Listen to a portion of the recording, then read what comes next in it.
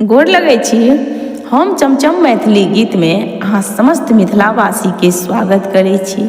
आई एगो हम सामा के गीत लऽ कऽ एलहुँ हँ और एहि गीत सबमे हम अपन बच्चा सबके नाम कहि दै छियै। ओना नहि होइया गीत गायल तऽ गीत में तऽ नाम भऽ जाइया, तैं अपन हम सबके नामे कहि दै छियै। तऽ आई एगो हम सामा के बड़ सुंदर गीत कहै छी। अहाँ सब ई गीत हमर जरूर सुनबै देखबै और हमर चैनल के सब्सक्राइब, हमर वीडियो के लाइक जरूर कऽ देबै। और सुनाबी एगो सुंदर सामा के गीत। गाम के पश्चिम एक पाकरि गाछ है, आहे बाबा लगायल एक हाट की सामा बिकाई छई है। आहे बाबूला गैल एक बाजारिया की सामा बिकाई छई है।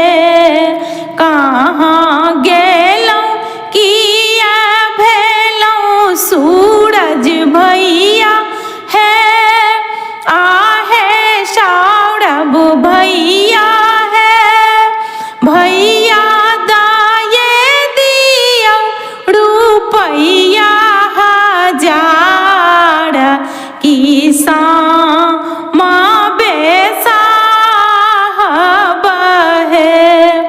भैया दाये दियौ टकबा हजार की चके बाबे साहब है।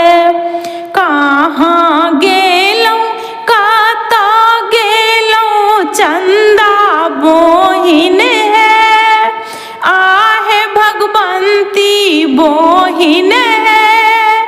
आहे होइयौ बोहिन डोली पर सवार की सामा खरीद देब है।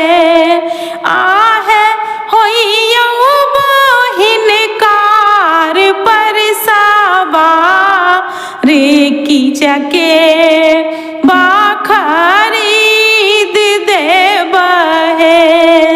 जीबथु जागथु सब हक भैया है, आहे भौजी सबके बढ़ियन आही बात की बोहिन सबके